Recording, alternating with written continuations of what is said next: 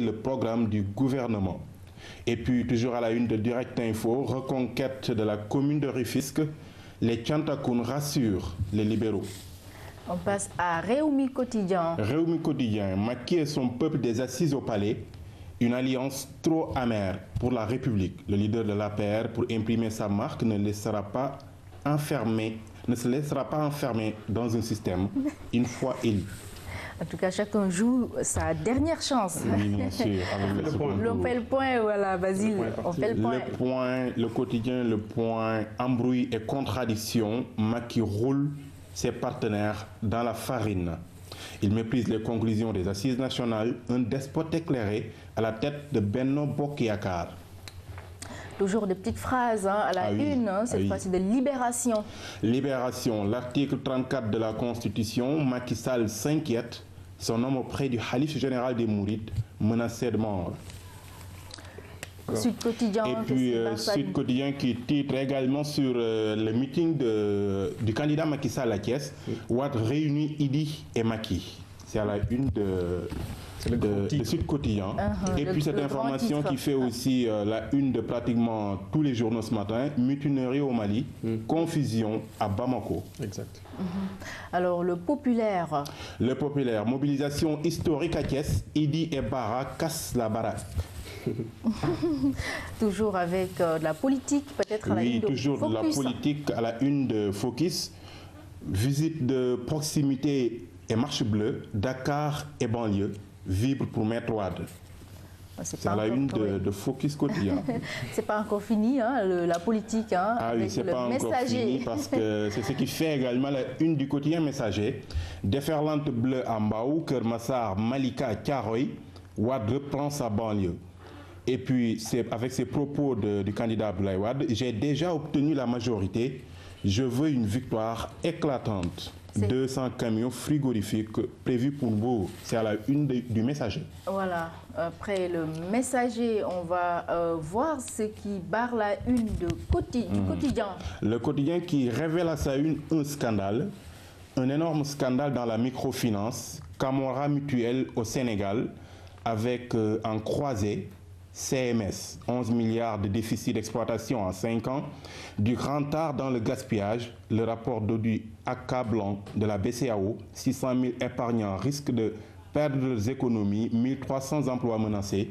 Mamadou Touré, le Madoff sénégalais. C'est à la une du quotidien. J'aime bien le titre avec les CMS. Oui, avec le CMS joué, obtenu à partir de la croisée des mots. Exactement. Voilà, c'est ça. C'est ça. On va passer à la une de l'enquête qui revient sur l'actualité au Mali. Oui, qui revient sur cette actualité au Mali. Par fond de coup d'État sur fond de mutinerie au Mali. ATT déserte son palais, l'aéroport, les sièges de l'ORTM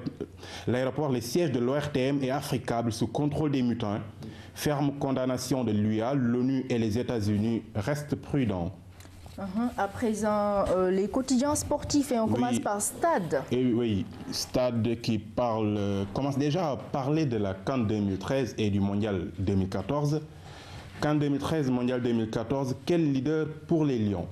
Et puis cette information, toujours à la une de Stade, limogeage du coach des Lions, Amara et la FSF en justice ce vendredi. La Fédération sénégalaise de football. Oui, pendant ce temps, Saher Seck de l'Institut Diambar, lui, pense qu'on pouvait continuer à travailler avec Amara. À présent, les infos. On en arrive à la lutte. Oui, à la lutte. Oui, budget mystique de Balagaï 2, 10 millions déjà débloqués pour la préparation de son combat contre Yekini. J'aimerais bien avoir ces 10 millions. Ah, il y a de quoi. 10 millions débloqués pour... mais tu n'as qu'à te transformer en marabout alors. À la une de Walf Sport, Eumeu Lac de Guiers 2, ce qui a réduit la tension et la méfiance. Tai Shinge dément tout excès de confiance. Voilà, c'est Walf Sport donc qui ferme cette revue des titres. Avant... Très fourni en tout cas. Oui, très fourni. Avec tu vas développer tout de suite dans la revue de presse. Voilà, c'est ça au moins. Merci Abdoulaye Sinkare. Merci à toi. Et c'est l'heure du journal. J'accueille Pape Bouna Tchao.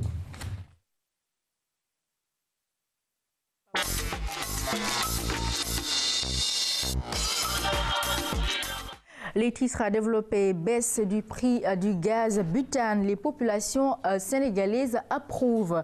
Promouvoir la consommation locale, telle est l'initiative des Sénégalais qui désormais consomment le riz local. Sur l'international, hommage aux militaires tués par Mohamed Merah. Le développement, c'est avec toi. Et c'est tout de suite, Oumou Baldé. Merci à toi, merci à vous, chers amis téléspectateurs, de rester avec nous et bienvenue à cette toute première édition de la matinale. Bonne nouvelle pour les consommateurs sénégalais. Le prix du gaz butane a baissé. Des acheteurs trouvés dans certains lieux de vente s'en réjouissent déjà, même si certains boutiquiers n'ont pas encore appliqué la mesure. Diana Badia nous fait le constat. Le prix du gaz butane connaît une baisse. La bouteille de 6 kg la plus demandée par les consommateurs passe de 4 060 francs à 3 700 francs CFA. La baisse annoncée concerne toutes les bouteilles de gaz. Je suis un distributeur de gaz. Le prix du gaz a baissé. La bouteille de 6 kg doit coûter maintenant 3 700 francs, celle de 3 kg 1 670 et enfin celle de 12 kg 7 900 au lieu de 8 650 francs. Vous savez, le gaz a diminué depuis lundi et on a commencé à appliquer le nouveau tarif, ce qui fait qu'actuellement, on vend la bouteille de 6 kg à 3 700.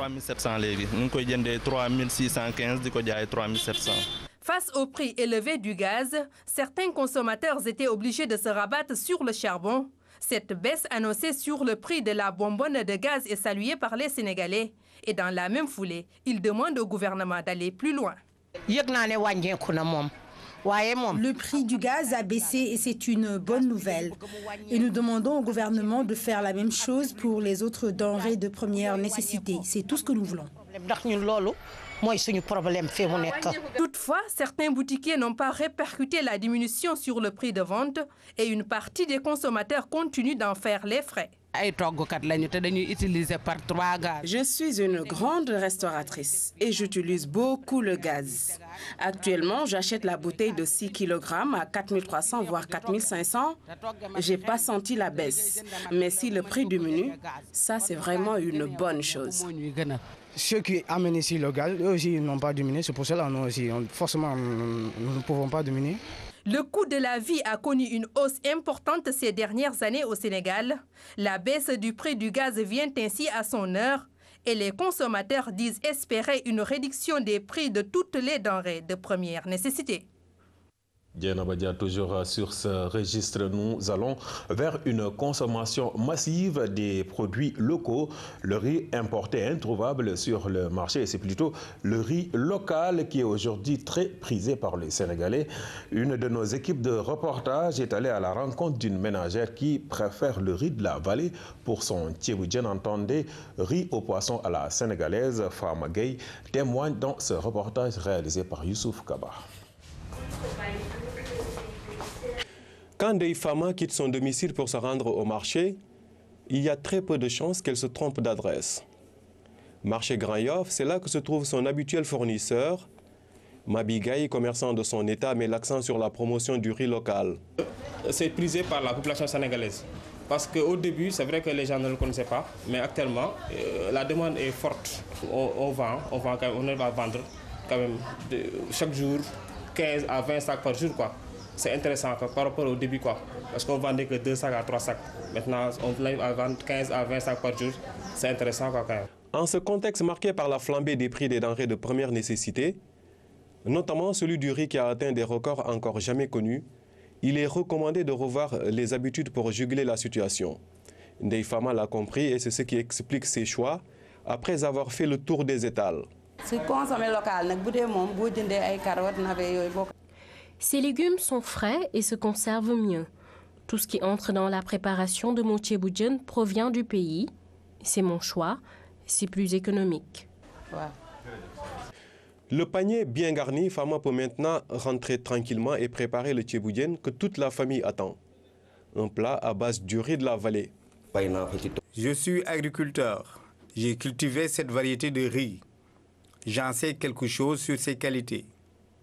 Il est très bon, mais encore faudrait-il qu'on sache en faire bon usage. Aucun doute en tout cas sur les prédispositions de Fama à régaler les membres de sa famille. Une véritable cordon bleu qui a pourtant des attitudes bien ordinaires. Mon secret, c'est les produits locaux. Le riz de la vallée que nous consommons ici depuis plusieurs années présente beaucoup de vertus. C'est vraiment facile à préparer et heureusement que tout le monde le préfère par ici. Au marché, il n'y a pas mieux que les produits locaux.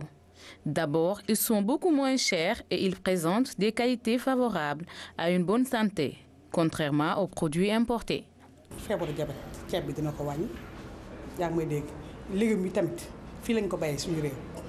Faites donc comme elle, économisez en consommant local. Une attitude qui vous soulage sans doute face à cette crise qui sévit partout. L'actualité sur l'international nous mène en France où se tiennent les obsèques des 3 parachutistes assassinés les 11 et 15 mars dernier par Mohamed Merah à Montauban. Le président français Nicolas Sarkozy a tenu à le rendre un dernier hommage. Le visage grave, Nicolas Sarkozy est venu rendre hommage aux 3 soldats abattus à Montauban et à Toulouse. Il a d'abord salué les familles des victimes avant de se recueillir devant les cercueils, puis de s'adresser à la foule. À ces hommes qui sont tombés sous le feu de ce tueur, je veux rendre ici l'hommage qu'ils méritent. Je suis venu dire à leurs familles, à leurs proches, à leurs frères d'armes, le soutien et l'hommage de la nation. Parmi les personnalités présentes à la cérémonie, 5 prétendants à l'Élysée, dont le candidat socialiste François Hollande. Le président de la République s'est félicité de l'unité nationale qui a traversé le pays et a délivré un message à l'auteur des crimes. Cet homme voulait mettre la République à genoux.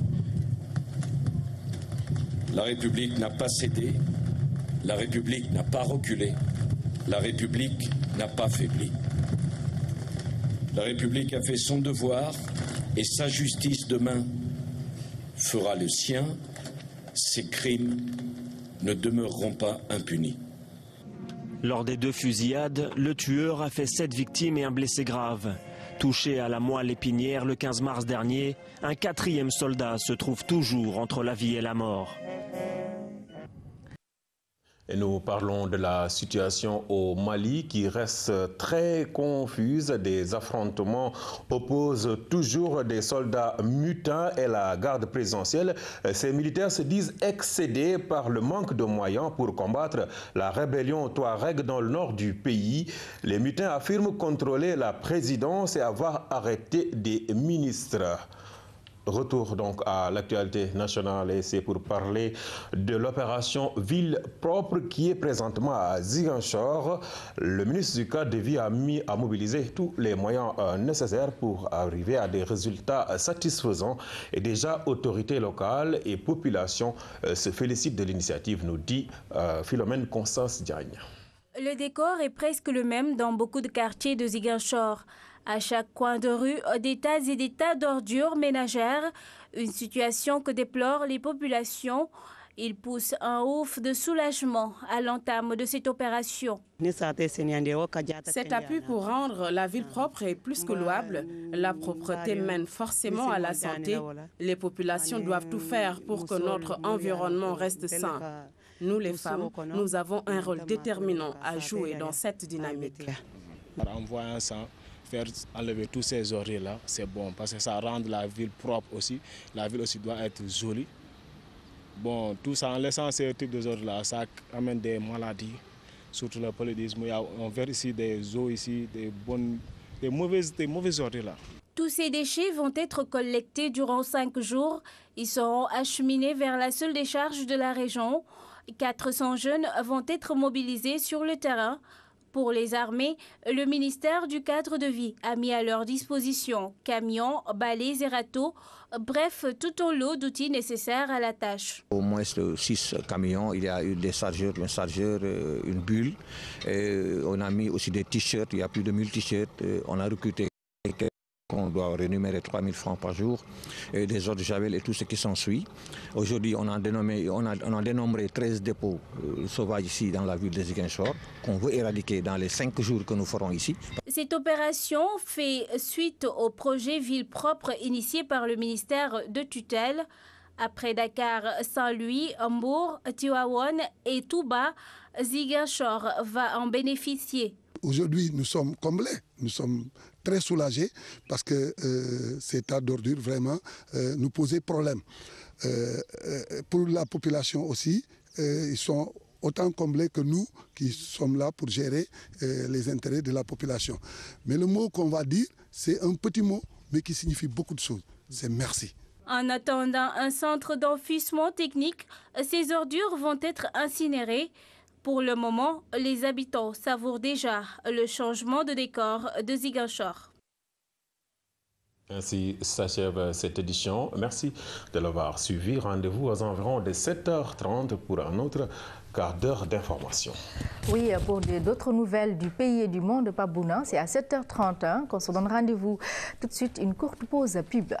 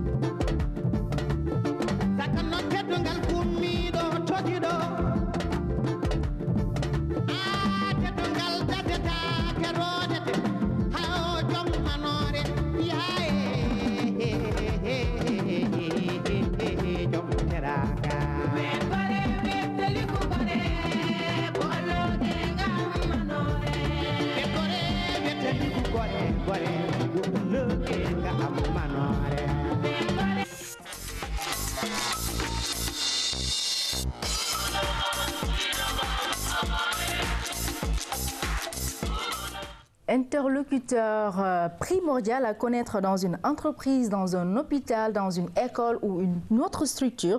Je veux parler du travailleur social. La célébration de la journée dédiée à cette profession nous en donne l'occasion. Sur ce plateau, le président de l'Union des associations des travailleurs sociaux, M. Mbaye Diouf, bonjour. Bonjour. C'est bien sûr en compagnie de Pape Madi Diop. Bonjour. Bonjour Pape Madi. Ça va, ça va. Donc Kenkeliba. Oui, une petite tasse de Kenkeliba. Oui, c'est déjà devant toi, hein, oui, avec du sucre. Et je commence d'abord par notre invité du jour, Pape Madi. En bon sérieux, je pense qu'il doit bien connaître le Kenkeliba. Ça c'est sûr. Hein? Ça c'est sûr. Ça va, M. Diouf? Le Kenkeliba est là. Ça va, M. Diouf. Très bien. Du sucre. Alors là, ce matin, vous êtes avec nous, oui, un peu de sucre, c'est déjà fait. Pour lui, okay, pour l'invité. Pour l'invité. Donc je disais que le prétexte de votre invitation, aujourd'hui donc, est la journée internationale, ou disons la journée mondiale du travail social, c'est ça? C'est ça. Alors cette année, cette journée chez nous coïncide avec le second tour de la présidentielle. Cela fait un contexte particulier. Alors comment vous, au Sénégal, en tant que président de l'Union nationale des assistants et aides sociaux, comptez organiser cette journée? Merci, M. Diop. Je commencerai par repréciser que je suis le président de l'Union nationale des assistants et aides sociaux du Sénégal. Parfait. Donc, concernant la journée du 23 mars, habituellement, traditionnellement, nous célébrons la journée mondiale du service social au Sénégal. Mais cette année, compte tenu du contexte électoral particulier, ponctué par le second tour du scrutin présidentiel, nous avons décidé de reporter la journée, la célébration au 14 avril. Maintenant, pour marquer la date du 23, qui est la journée consacrée, nous allons faire des sorties médiatiques aujourd'hui et demain dans la presse pour profiter de ce prétexte-là pour reparler de l'importance du service social. Qu'est-ce que vous allez dire durant ces sorties? Nous reviendrons sur le rôle de l'assistance sociale, qui est une profession qui est toujours méconnue du grand public. L'assistance sociale, c'est une professionnelle de niveau universitaire qui intervient auprès des populations, des familles, des individus, des collectivités qui sont en face à des difficultés d'ordre moral, professionnel, conjugal, tout ce que vous voulez, mais qui a des difficultés à s'en sortir. Donc l'assistance sociale lui prête main, l'accompagne, l'assiste afin que si je comprends bien, l'assistance sociale joue un rôle de conseiller, c'est ça? Il joue un rôle de conseiller, il est conseiller, il est consultant, il est thérapeute, il est personne ressource, parce qu'il possède des connaissances nécessaires. Il est psychologue, parce qu'il est formé en... spécialisé. Spécialisé. L'assistance sociale intervient dans un cadre globalisant, mais il existe dans ce corps-là des spécialités comme le travail social spécialisé en délinquance juvénile ou en médiation familiale et autres. Mais l'assistance sociale, lui, il intervient dans un secteur plus multisectoriel, transversal. Mais généralement, les assistants sociaux, on les retrouve où? Dans les entreprises uniquement? Non, moins dans les entreprises au Sénégal, bien qu'il y a une loi qui dit qu'une entreprise qui a 500 personnes doit obligatoirement avoir en son sein un service social. Parfait. Mais au Sénégal, on les rencontre le plus souvent au niveau des structures sanitaires, au niveau des centres de promotion et de réinsertion sociale qui dépendent du ministère de l'Action sociale et de la solidarité nationale, dans les entreprises également, dans les lycées, un peu partout, parce qu'il intervient dans différents milieux de vie, en santé, en entreprise, donc en milieu communautaire, donc dans la prise en charge des populations vulnérables et autres. Et qu'est-ce qui explique ces méconnaissances de votre profession ici au Sénégal? Est-ce que c'est parce que vous n'êtes pas proche des populations, des demandeurs ou d'aide ou de prestations? En fait, vous me donnez l'occasion de reparler de la genèse d'ailleurs de la naissance de l'INAS. En fait, c'est le constat qu'on avait fait en 2007, qu'il y avait une léthargie autour de ce domaine. Malgré son importance, ses apports, ses enjeux pour le développement et le changement social, la profession restait toujours méconnue. Donc une bande d'amis s'était constituée pour poser des actes militants dans un premier temps et revendicatifs pour changer la donne. Mais maintenant, on a changé de paradigme et avec une approche promotionnelle qui va porter le plaidoyer au niveau des décideurs, donc des usagers et des personnes qui sont généralement au niveau des sphères décisionnelles pour permettre une meilleure connaissance. Parce qu'on a constaté que jusqu'à présent, les individus n'arrivent pas à profiter de tout ce que l'apport que les sociaux peuvent amener. Donc, c'est la raison pour laquelle, pour la journée du 23, qui sera célébrée, je rappelle, le 14 avril, nous avons choisi comme thème les apports du service social dans l'atteinte des OMD. Et c'est que les OMD constituent actuellement le cadre de référence. Objectif millénaire pour le développement. Pour le développement de 1990 à 2015, constitue le cadre de référence des politiques de développement humain pour les pays du Sud. Donc, très bien. Alors, tout à l'heure, vous l'avez dit, hein, votre association, votre union nationale est née en 2007, c'est ça? Et vous célébrez justement la 3e édition cette année. La 3e édition. Alors qu'au niveau mondial, au niveau de l'international, disons que la journée mondiale a été instaurée depuis c'est 2000. Vous êtes né depuis 2000? Nous, on est, en fait, c'est la dynamique qui est née en 2006.